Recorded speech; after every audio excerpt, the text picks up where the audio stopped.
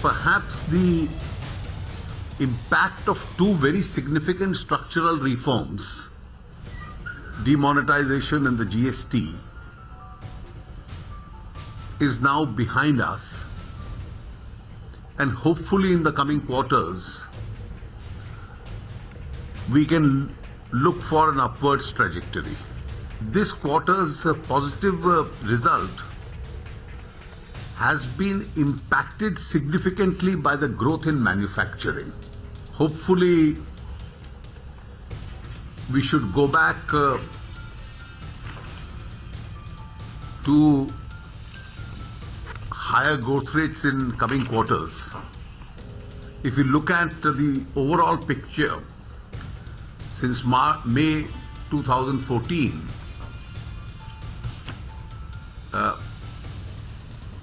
out of the 13 quarters, we've clocked upwards of 7% 8 times. But this is the Urban Debate. You're watching Mirror Now. Thank you for joining us and good evening to you. This is likely to be the headline in your morning paper, a screaming headline that tells you that the GDP growth of the quarter, July, August, September, has come up to 6.3%. Now, I must remind you, and we'll put that chart on your screen so you can understand this a little better. We were at 7.9, 7.5, 7, came down to 6.1, we came down to 5.7. So that trend looked a little bit like this. And that trend was worrying a great many people in our country because they believed a downward trend like that actually signaled worse news was around the corner. But in this quarter, the trend has reversed itself. We've gone from 5.7 to 6.3. So now we're looking like a tick mark in reverse. So the trend was going down that way and we seem to have reversed it. This is good news. We must put this down very, very clearly that at a time when we're talking about, we've had reports about job loss, people are complaining about GST, people are complaining about several other things, to see an improvement in the GDP number is clearly and plainly good news. And that's something I'd like to put on record at the beginning of the show. There is no argument of whether or not this is good news. What we need to understand is what happens from here.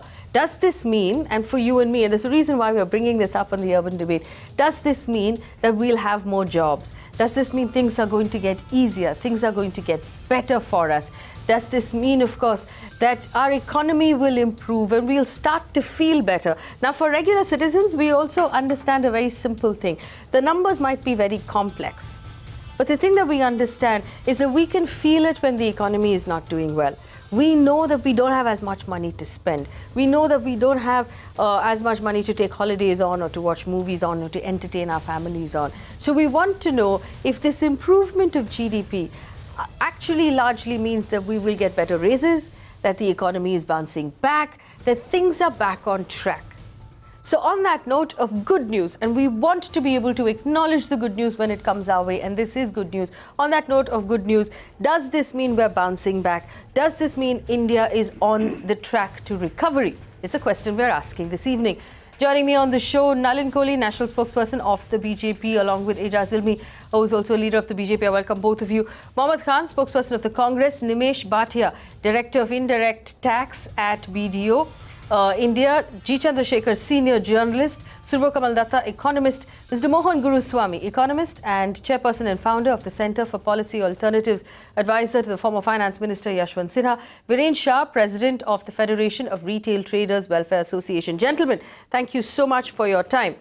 The question we're asking is fairly straightforward. Is it time to celebrate? Does this mean we can be happy now? Is the economy on the road to recovery? I'm going to give the first answer to G. Chandrasekhar, senior journalist. Mr. Chandrasekhar, can we begin to celebrate?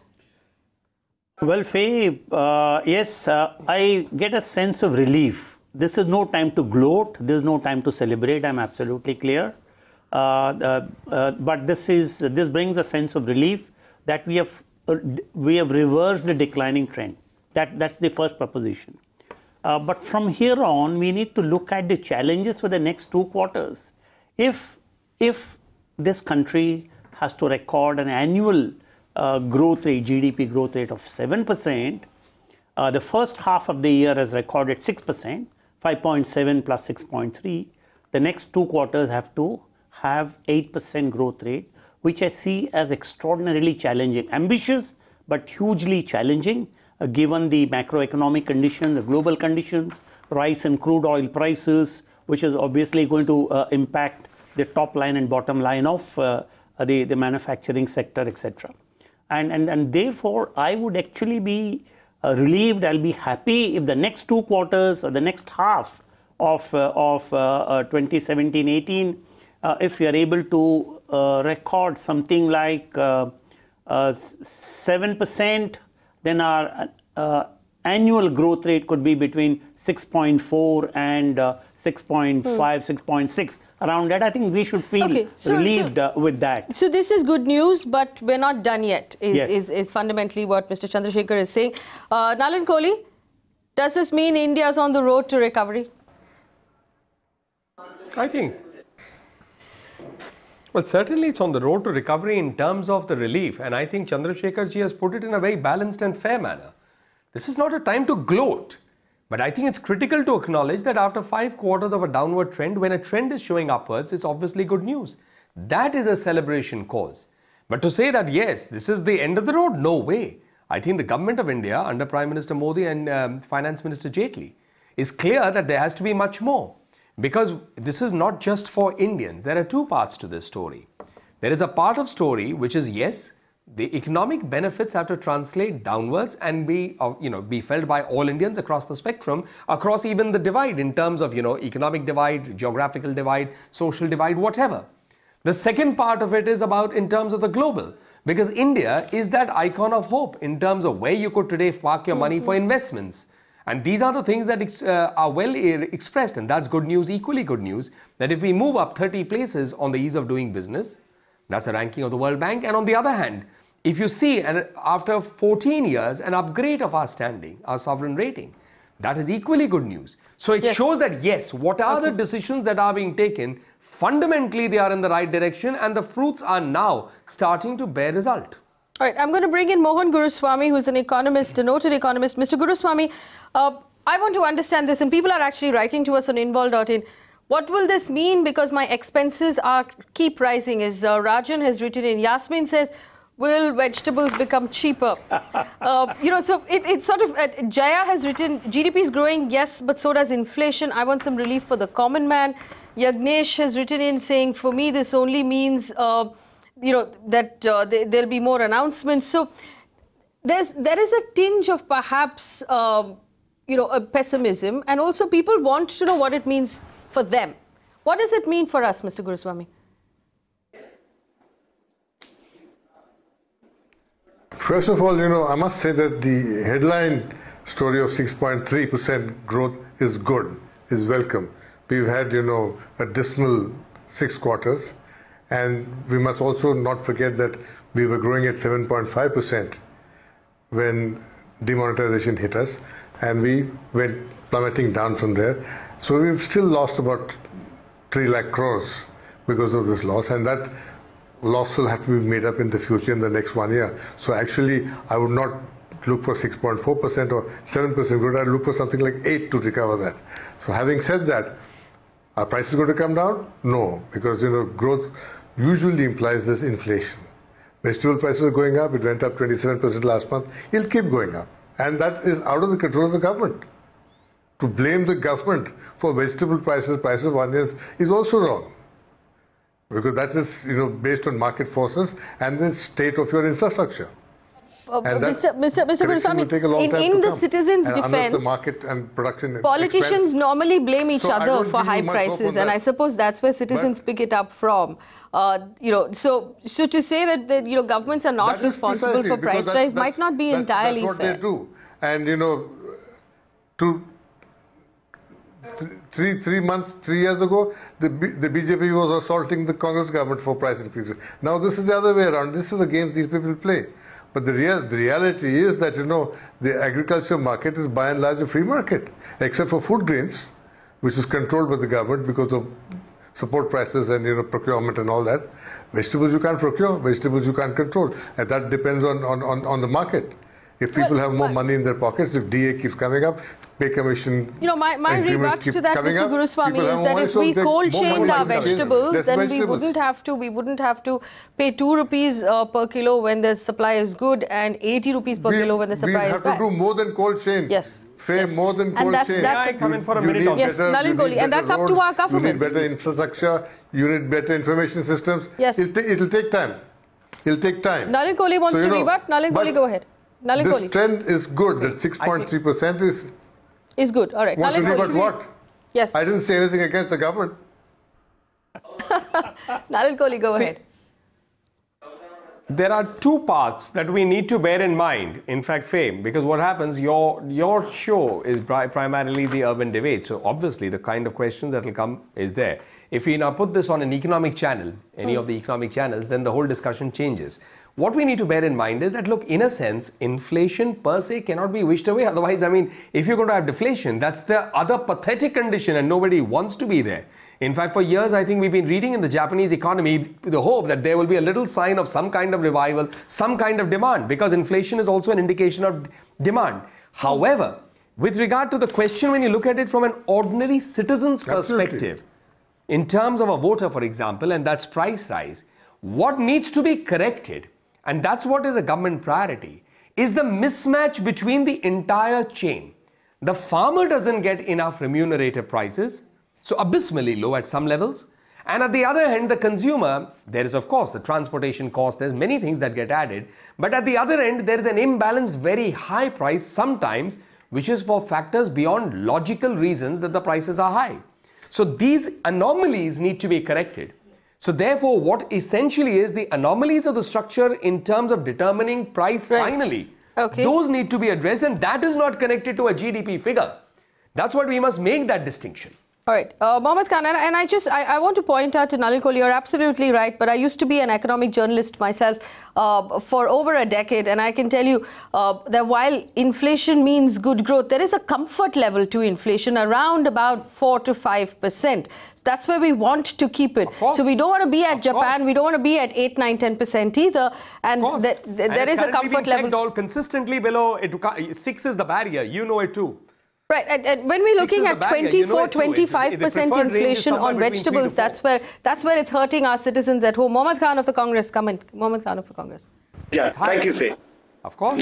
Thank you, Faye. Yes, I believe the debate is on macroeconomic factors, so I'll confine myself to those numbers. First of all, upon looking at these figures, I'm constrained to quote our Prime Minister Modi from 1 quarter ago, when he effectively said that there are some people who are trying to say that 1 quarter's growth is a reflection of the entire year's growth, and we shouldn't take it too seriously. Well, I paraphrase that and I say, well, this quarter's growth does not, as Mohan Guruswamy Saab said in another debate that he and I were on earlier, one swallow does not a summer make. So I would be skeptical about this. Now, coming to what Mr. Kohli is saying. Now, Mr. Kohli, as you're aware, and these are figures put out by the World Bank and agreed to by you, children between the age of 13 to 18, number somewhere in the 33 to 34 crore range. These are people who will be coming into the job market in the next 5 to 10 years. Now, here I quote Mr. Yashwant Sinha from earlier today when he said that you need an 8% growth to even begin to scratch the surface of the jobs you need to provide these people. You are far from that number. I don't think it is a cause of celebration. However, not to rain on your parade, I want to say this. One of the figures you guys put forth today relates to agricultural growth. It has fallen, if I'm not mistaken, Mr. Kohli, from 4.1% to less than 1.7% by your own estimation, and I believe these are conservative figures. 2%. Now, exactly. I believe an increase more than 2%, sir. So therefore, Mr. Kohli, and I think you would have seen over the last 3 weeks, 15,000 farmers marched onto Delhi with a whole litany of demands. Not a single government representative met them, Mr. Kohli, not someone from the Prime Minister's office, no one from elsewhere. Now, the question that arises is, Mr. Kohli, if you indeed hold forth on these laudable objectives, I am then again compelled to remind you that you have finished 70% of your term.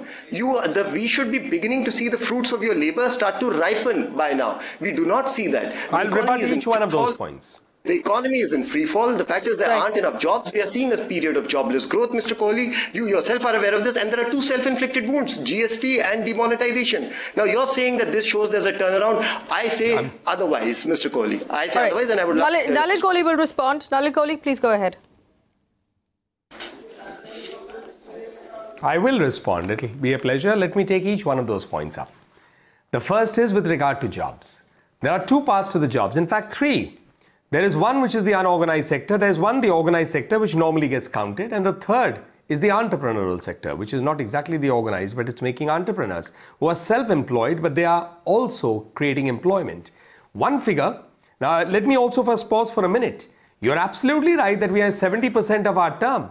But what we will do is our report card has to be at the end of the term. It can't be midway. End of the term, we expect to be held accountable for our term, which is what our Prime Minister Modi has said. And the people of India will have a right to judge us on our performance and the report card we present to them. That's exactly how it is. The proof of the pudding is finally how the voter votes. And therefore, generally speaking, that if the voter by and large feels that the track record is good and if you have done what you've said you have done, they tend to vote back. That's logical.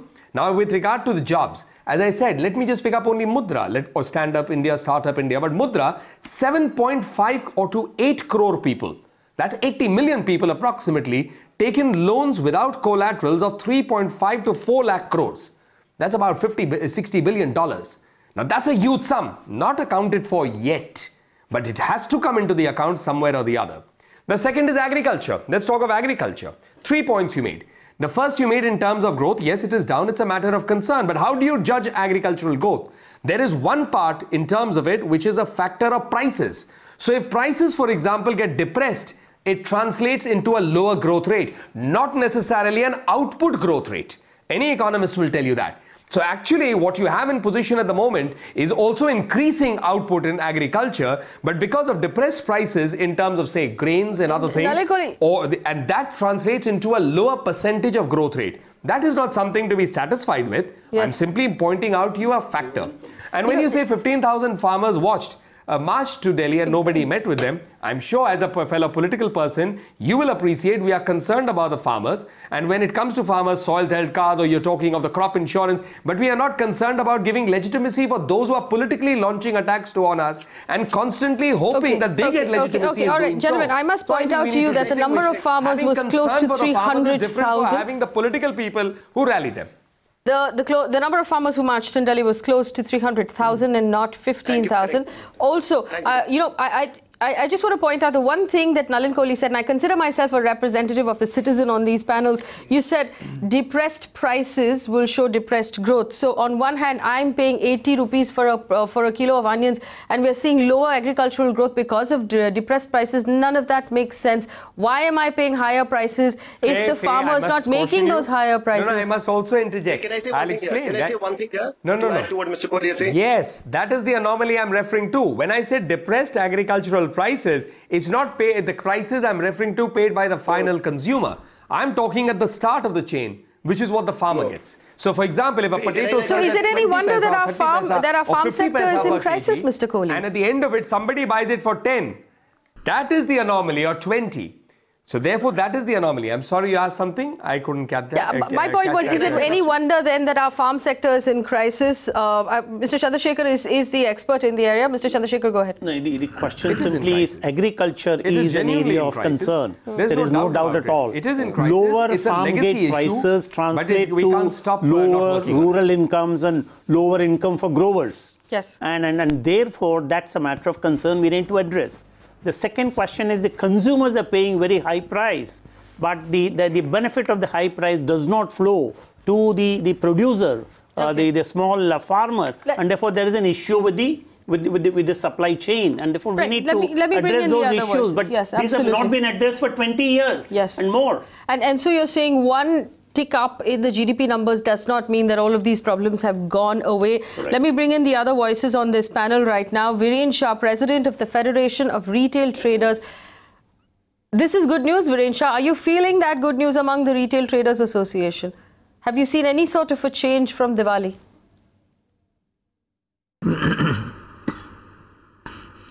Well, this is actually part of the Diwali, the GDP. Which is 6.3, I guess, that includes the Diwali period. But you know the ground reality that during the Diwali, the unorganized sector were completely down. Even as on today, there is a little improvement, but it's not the same what used to be last year and a year before.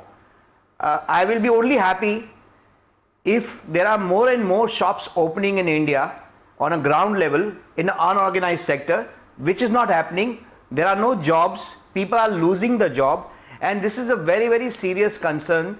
It's not about the GDP growth. GDP growth is a good sign for our country, but the ground reality, the things are not at its best, which used to be few years back, and this is a very, very concern.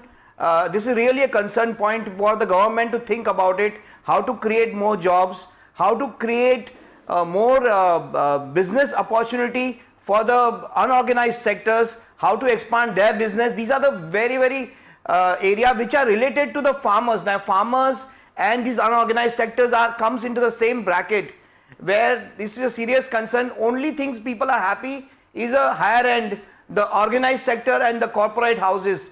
The smaller traders are not happy as on today in India. Ijaz Ilmi of the BJP, would you like to respond to that? Viren Shah saying that things are a lot worse than they were 2 years ago and we haven't come anywhere near a recovery. Ijaz Ilmi.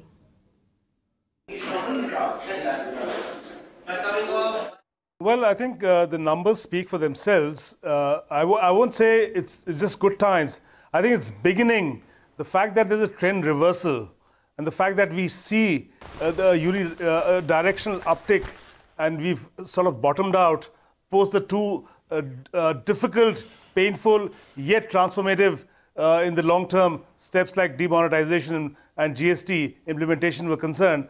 I think I have reason to be extremely hopeful that we've put these difficult phases behind us, and the sharp uptick in manufacturing and certain other sectors will lead to a better scenario where the job market will definitely pick up. Secondly, Mr. Viren Shah obviously is very seasoned and he represents the industry for a very, very long time. Yes, these are still times where we are still in the structural changes, and we have of the firm conviction, like the Prime Minister said, that it was painful, but the political accountability and responsibility is something that is willing to take for these difficult steps in the medium term for progression and long-term benefits of the nation. So obviously, we are very hopeful in the BJP and as citizens of this country that we've turned the corner, we turned around the corner, and we can only go to better figures from here, which will reflect in a better job market in the future. I want to bring in Mohan Guruswamy on this. Mohan Guruswamy, you were extremely... Very nice speech. Go ahead. Demonetization and GST and the fact that we've bounced back and recovered from that, do you agree?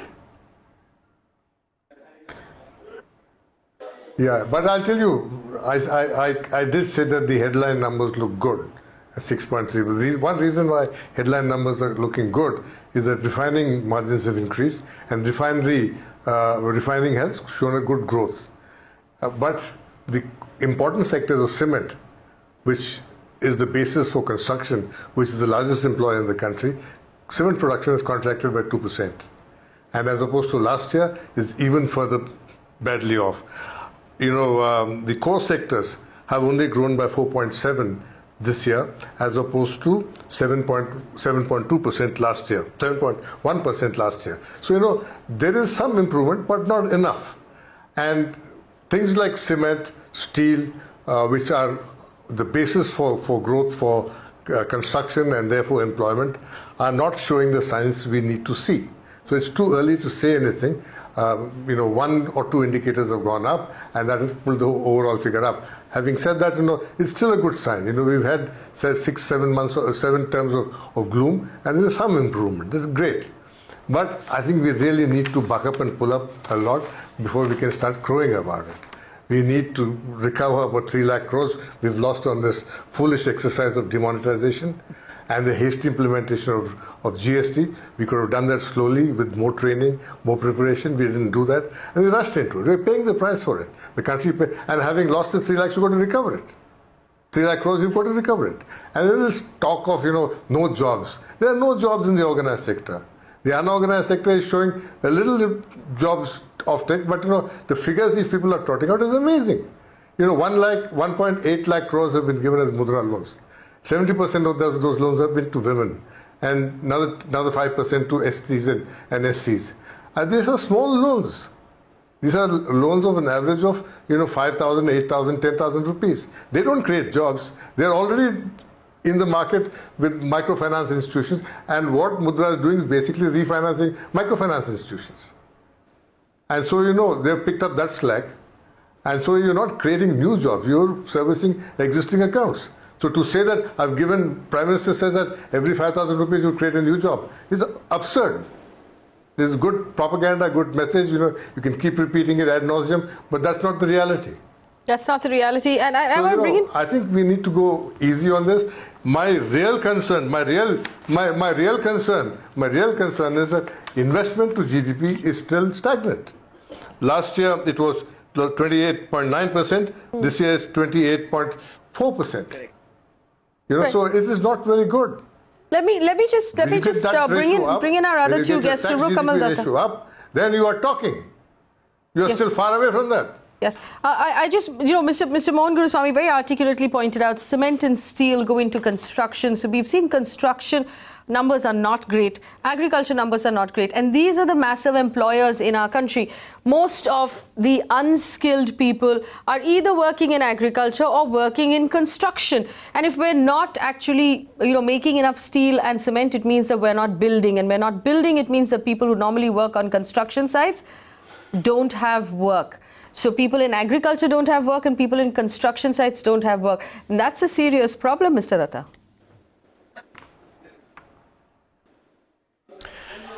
Thank you so much. I have a small request for you, Faye. Please give in equal time to all the panelists. Yes. Otherwise, the show looks very one-sided. Having said that, now that you have come to me so late, please give me some time so that I can put in my views. I had predicted in your past show also that the GDP figures in this quarter would be somewhere around 6.5. And it is almost around that. It is around 6.3. I would predict that in the next quarter, we would be touching somewhere around 6.7. And probably by the mid of next year, we would be touching almost around 7. As such. So the nightmare which was there because of two important decisions which the government had taken in relation to the Indian economy. One was the demonetization and the other one was GST. In my understanding, one was a kind of a chloramine injection, the other one was a morphine injection. That was required because we had to bring the economy in a planned structure. We had to get the economy accounted. So that was the reason why there was this kind of initial hiccups in relation to our development growth story as such. People out here, tomorrow I'm sure they would be reacting on the GDP numbers. It is only those cliched people who have a cliched political mindset, they would be reacting in a cliched way because they won't be able to digest this heartburn of Naga Mirchi, which has come. Are you making an economic statement? You're making a political statement. Having said that, I am making a political economic statement because that is my specialization area, and we cannot rule out politics from economy, and we cannot rule out economy from politics. Predicting growth now, coming to the main issue as such, sir, I did not interrupt you when you were speaking, so please don't interrupt me when I'm speaking. The main important issue out here is like what do we do in relation to the agricultural sector and the small and the medium and the cottage industrial sector. I had advocated in the past also that we need in a national policy in relation to our small and cottage industry and in relation to our agricultural sector. And I have been advocating this for a long time. And for arriving at that national policy in relation to the small scale and the cottage and the medium industry and the agricultural sector so that we can get in positive growth rate and positive success story in relation to this vital sector, it is very important that we have a national policy in relation to that. And second thing is like for getting that national policy, we have to think about a long-term agricultural budget. Mr. Guruswamy, before I move on to our next guest, do you want to rebut that? Okay. Correct. No, he's not saying anything for me to rebut. He's talking about cliched statements by others. I've never seen more cliches together at one place. What will I rebut? Mr. Chandrasekhar. He's giving long prescriptions, that he said this and he said that. What can I say? No, even I would say that your statements are very cliched. All right, Mr. Chandrasekhar, you have something to say. Right. One second. The same logic applies on you. No, I heard that we need a national agriculture policy. Let me remind, we had one in the year 2000. And what happened after the year 2000? Actually, agriculture growth rate started to decline. It does not matter whether we have a policy or not. What we need is implementation of the policy. That's important. Yes. Yes. Second, we need to invest. Agriculture needs policy support. Agriculture needs investment support. Agriculture needs research support. And all that has to come from the policy makers. Therefore, if the policy makers are not interested, if there is no political will, if there is no political will to strengthen agriculture, a policy paper will make no sense at all. Well, Nimesh Bhatia, Director of Indirect Tax at BDO India, I apologize for coming to you so late, Mr. Nimesh Bhatia. The problem with agriculture is not output. The problem with agriculture is low productivity. There are too many people in the sector. You've got to create jobs for them outside the sector, which we have not succeeded in doing for 20 years, 25 years. The investment which is needed to get people out of agriculture, to take the slack off, is just not happening. All right, Mr. Chandrasekhar wants to respond very quickly, and then I want to bring in Mr. Bhatia. Mr. Chandrasekhar, so you really need to get that going. The National Agriculture Innovation Project of the World Bank and the Government of India since 2006 was precisely the central idea for ensuring that we need to generate non-farm employment, because there are far too many people sitting on agriculture. But I was a part of the team of consultants of the World Bank, and we came to a very definite conclusion that at that point of time, certainly in 2006, 2007, the non-farm employment opportunities in this country were not enough to be able to absorb people from agriculture. Second was skill. Where was the skill as far as migration of people from agriculture to non-agriculture activities was concerned? Let me bring in Nimesh Bhatia, who's been waiting very patiently. Nimesh Bhatia, I apologize for coming to you so late. But how are you reading? And I want to come back to the GDP numbers. This is obviously good news, but is this good news that suggests that we are on our way safely? Also, my other question is, we were at we were well above 7%, and now we're hoping to come back to 7% in a couple of quarters. Did we lose time? 7.5. Yes. Nimesh Bhatia, go ahead. See, first of all, I think there's no doubt that the decline is behind us. We are looking forward, right? As far as, the kind of impact that GST has had, I would say, that it had a role to play initially in terms of the decline, the contribution to the decline, because there is no doubt it was introduced in quite a haste manner. But yes, the reforms are being introduced now. The GST Council comes up with a lot of relaxations each time they meet, and it's a good news to see that they recently reduced the GST rate for about 170 plus products. And once we'll have to be, I think, a little patient here and look forward towards the end of this quarter, because I believe if the anti-profiteering provisions are implemented and they are observed and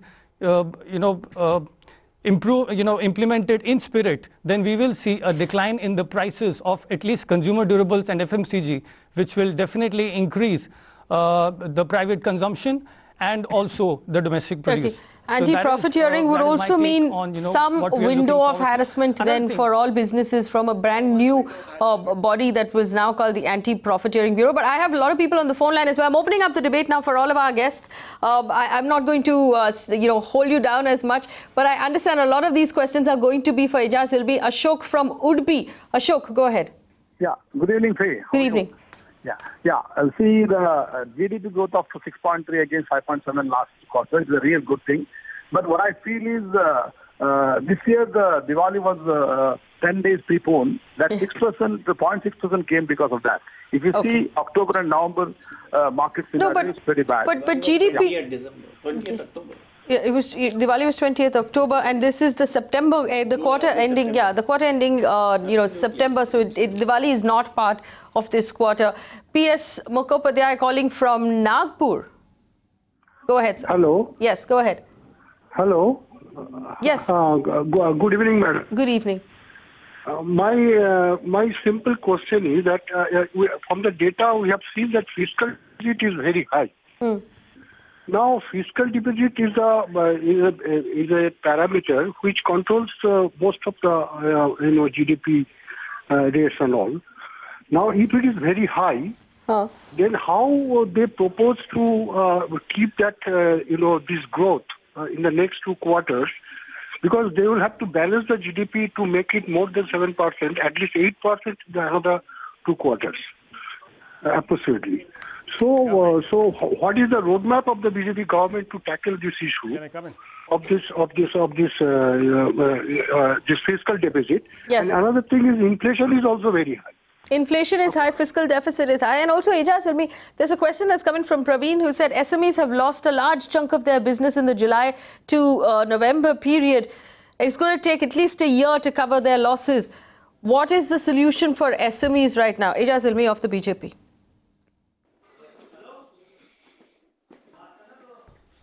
Well, coming back to what somebody said earlier about the fiscal deficit, the government is committed to maintaining its fiscal deficit at 3.2%, and whether it's current account deficit, fiscal deficit, but the government capex went up in the last quarter definitely.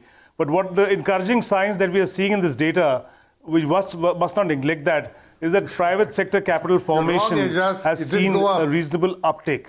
That means the private sector, despite it's the corporate earnings are showing it, and the capital formation figures have gone up compared to the Q1 post demonetization, and now there is a reasonable uptake. So that is an important sign that if the private sector and manufacturing goes up, and corporates are going to plow their profits back into the manufacturing sector, then the scenario, the private sector for the first time after 10 quarters is showing faith and putting back money from their earnings. That is the important sign that one must read into these figures. On the SME, yes, the painful period definitely seems to be past us, and I'm quite optimistic that the downward trend and the reversal that has taken place, a base formation has happened, and the uptick now with future steps taken by the government, transformative steps, will lead to a better scenario for the SME to actually come back into the drive that and the groove that it should be in,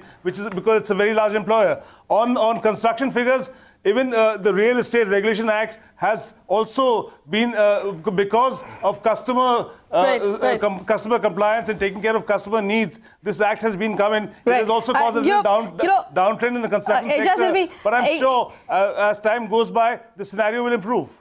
Yes, a keen body language expert will tell you that Mohammad Khan of the Congress seems to disagree with you. Mohammad Khan, why do you disagree? Well, I respectfully disagree with Ijaz Sahab for the following reasons. Look, Ijaz Sahab, there's something called the investment ratio. It is the amount of money that the private sector spends for every 100 rupees spent by the government, right? In 2007-2008, just before the global financial crisis, that was 38%. It was a high of 38%. That means for every 100 rupees that the Sarkar was spending, 38% was coming from private investment. It has fallen year on year since then. Do you know where it is at right now, Ijaz Sahab? It is at 10%. 10%. It is the lowest amount of private investment that has taken place in the history of India since the 90s, the mid-90s. So I don't agree with your assessment that there is, and I don't think there's any data to back it up either, that there has been private capital investment may increase. I don't think that's happened. Secondly, Secondly, I've got some data on will the illustrious lawyer acknowledge the fact that this data of low figures has been there for the last 5-7 years? Mr. Guruswamy wants to rebut. Mr. Guruswamy wants to rebut, and then I have someone on the phone line. Mr. Guruswamy, go ahead. On Mudra, you guys keep saying that Mudra and Startup India and Stand Up India. Ijaz Ilmi is an old friend, and I know he's a very keen follower of the economy. Yes, sir. He says investment has gone up. It's true, investment has gone up by 4.65%. But as a percentage of GDP, and this is what is important, it has come down. Okay. And that is what you've got to be looking at. Absolute numbers will keep going up as the economy keeps going up. But you've got to see it in relation to what? As a percentage of GDP, it's dropped 1%. My dear and that is what is worrisome. All right. So and that's that will not so you're saying, Mr. Guruswamy, correct me if I'm wrong, that's like giving me 10 rupees pocket money in the 90s and giving me 12 rupees pocket money today and saying that I'm giving you 2 rupees more. Correct. All right, no, but the comparison has to be, you can't compare year on year in this scenario. The Q1, Q2 comparison of 5.7 to 6.3 is a 9% jump. You have to compare year on year. What will you compare? Gentlemen, I don't want to make this too technical, but I have Manu Negi on the phone line from Bangalore. Manuji, go ahead. It has to be year on year, Mohanji. Guruswamiji, it has to be year on year, but I'm saying it's bottomed out, and the uptake is definitely the trend. The direction is upwards now, and we bottomed out. All right, gentlemen. Manu is on the phone line from Bangalore. Manu, go ahead. Manu, go ahead, please. Okay, see, I have a simple question. You know, all these panelists are talking about GST. We have done so much in export and all, but are they really? Okay, so I have a clear question for these guys. These guys are talking about GST will go up to 6.5%, 7%, you know, industrial growth will go up to that percentage. But are these all panelists talking to a poor guy in a country who are around 30 to 35% of our entire population? Yes. You know, the rice rate has gone up from 40 to 70, sugar rate has gone from 40 to 46.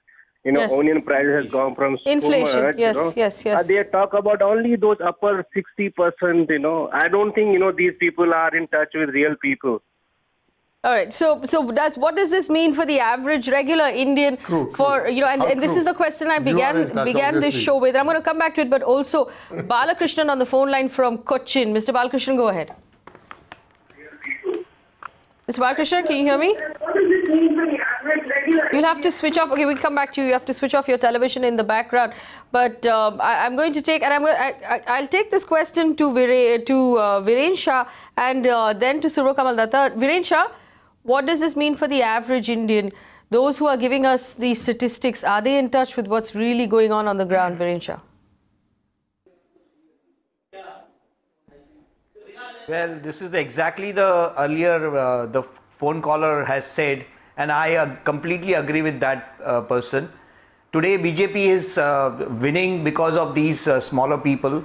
They are the people who have given a lot of faith to the BJP. And today, BJP is in power because of these smaller people and the traders group. And unfortunately, as on today, even in the Congress government and even in the BJP government, the smaller trader association had no say. And this is where the serious concern is there. Why the small people are not being heard, why their say is not being reached to the government of India, why the only big association and the big FICCI association, those people are having their say. The smaller association has never been heard, and that is the reason today the ground reality is that people at the traders level, people at the smaller shops, people at the poor people are not happy.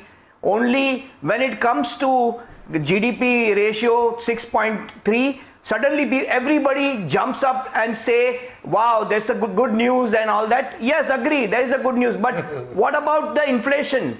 This is a serious concern that about the food prices, the farmer. These are the people who are actually giving the employment. Right.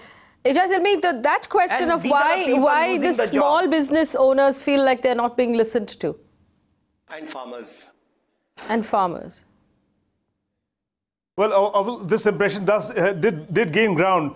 But when the government of India, in the rollout of the GST, when the price reduction in the level of taxation went down, over 170 items, it obviously means that there were numerous organizations that represented to the government, including people, and there were agitations, and the government was sensitive enough to understand that you cannot tax so many products at 28%. So they were brought down, and certain products were brought down from 18% to 12%. So it's not about tinkering with the GST. It's about being sensitive enough, understanding the needs of smaller people, associations, and people on the ground who help in the manufacturing. All right. Mr. Chandrasekhar, Mr. Datta said quite eloquently that he expects 6.7 and then 7 on the next couple of quarters. Do you agree? Is that what you're expecting as well? Because we have to look forward. Like everyone unanimously agreed on this panel, it's good news. It could be the beginning of good news, but it's important to see how this plays out over the next couple of quarters. Mr. Chandrasekhar. That's what I said in the beginning in my opening remarks. That's number one. But going forward in the second half of the year, the next 2 quarters, I am expecting inflation to once again rear its head. Crude prices are going up. Your rupee is weakening. The Kharif crops are not looking great. The Rabi crop prospects there is a question mark, and therefore there is the possibility of inflation rearing its head, and therefore the value of money in the hands of people could actually get eroded. So this means, and plus from an SME perspective in particular, I don't see, when the inflation expectation is high, interest rates are not going to be reduced. And therefore, I think these are challenges for the second half of the year, and therefore, we all should be quite satisfied, even if we are able to reach 7% for the next 2 quarters, 7% for each of the next 2 quarters, which will bring the annual growth rate to something like 6.3 or 6.4%. I think that's a realistic expectation. Yes. Anything beyond that will be ambitious and probably challenging. We may not be able to reach there. So I'll ask you to put that in different words. You're saying that the price rise that we've been complaining about, food becoming more expensive, LPG becoming more expensive, fuel, all of that is likely to continue and get worse. Correct. Interest rates will not come down, and what that means for us, for you and me, is that our home loan EMIs will not become lighter. Our fixed deposit rates are probably likely going to stay where they are. None of that is very good news, is it? Correct. It's not good news. All right, Surva Kamal Datta, go ahead. Mr. Datta, go ahead. I don't agree that inflation would be higher in the next coming few quarters. In my understanding, inflation would come down. I expect and I hope that there would be a bumper winter harvest. The winter harvest is not going to be bad. It is going to be good, the winter harvest. And that would actually help out in reducing the inflation and the inflation rate. Yes, I have one very important point out here, which I want to put it to the BJP spokesperson, that what really concerns me is the small and the medium and the cottage enterprise. For God's sake, please come up with a booster package for them. They really need that. Right. And listen to the small associations which actually caters to that area of the economy, and not to PhD chamber or SOCHM or FICCI. Faye, do you know how the GST Council is structured? The GST Council is structured in such a fashion that the FMs make the decisions, correct? We totally how many people have access to those FMs? If you have any dispute as a small or medium scale enterprise, how do you bring it to the GST Council? Last word to Nimesh Bhatia. Nimesh Bhatia had his hand up. Nimesh Bhatia, do you predict we're going to get better? One second. Nimesh Bhatia, I wanted the BJP spokesperson to answer this. He said point taken. He said point taken, Mr. Datta. He said point taken. Nimesh Bhatia, go ahead. I totally acknowledge what you are saying. The government will not be found wanting in listening to all of the associations, whether small, medium or large. We'll track that. Ejaz Ilmi, the Small Manufacturers Association has been complaining for a while. One second. Nimesh Bhatia, go ahead. Yeah, so Faye, I was saying, that I think there is no doubt that, the sectors like agriculture, construction have a long way to go. They have to go up. But there is one industry probably we are missing, which is the textile industry. It is one of the largest producers of employment in the country. Yes. And even though I'm not a big fan of statistics, but the latest statistics tell me that there has been a decline of close to 40% in exports. Now that is a cause of worry.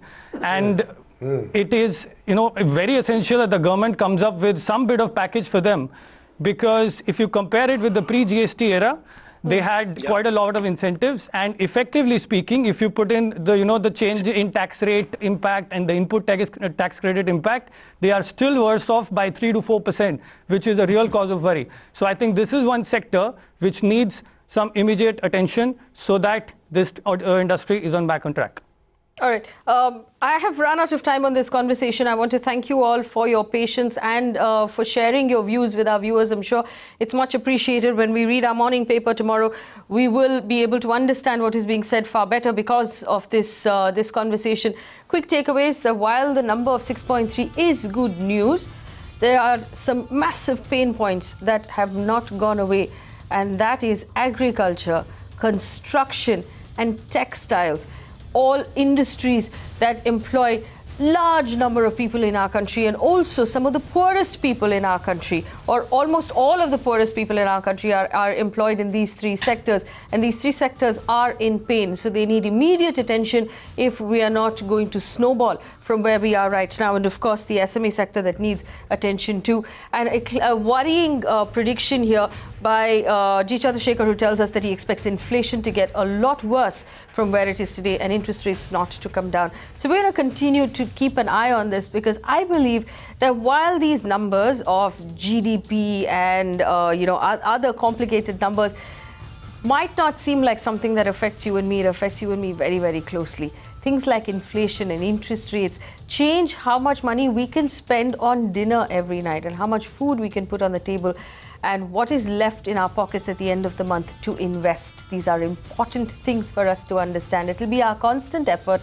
on this channel to break this down and help each of us make sense of what is going on in our country, to help us plan our lives better. Thanks for watching.